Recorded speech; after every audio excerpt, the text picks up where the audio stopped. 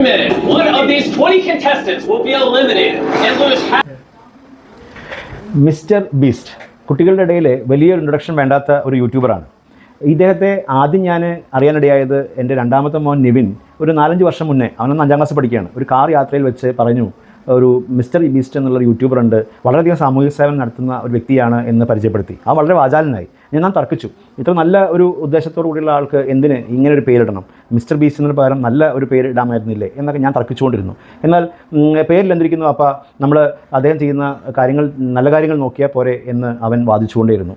വാസ്തവത്തിൽ ഈ ഒരു സംഭവമാണ് പാരൻസ് എന്ന രീതിയിൽ എൻ്റെ കുഞ്ഞുങ്ങളുമായിട്ടുള്ള ആ ജനറേഷൻ ഗ്യാപ്പിനെ കുറിച്ച് ചിന്തിക്കുവാൻ എന്നെ ഇടയാക്കിയത്. നമ്മുടെ കുഞ്ഞുങ്ങൾ വളരെ നിഷ്കളങ്കരാണ്, അവർ കൂടുതലൊന്നും ചിന്തിക്കുന്നില്ല, അവരെന്താണോ കാണുന്നത് അത് വിശ്വസിക്കുന്നു. എന്നാൽ നമ്മൾ മുതിർന്നവരായ നമ്മൾ കുറച്ചും കൂടി സ്കെപ്റ്റിക്കലാണ്. ഈ ജനറേഷൻ ഗ്യാപ്പ് പരമാവധി കുറച്ചുകൊണ്ട് ഇത് കാലിബ്രേറ്റ് ചെയ്ത് കൊണ്ടുപോകുക എന്നുള്ള ഒരു വലിയ ചലഞ്ചാണ് പാരൻസ് എന്ന രീതിയിൽ നമുക്കുള്ളത്. അത് ശരിയല്ലേ?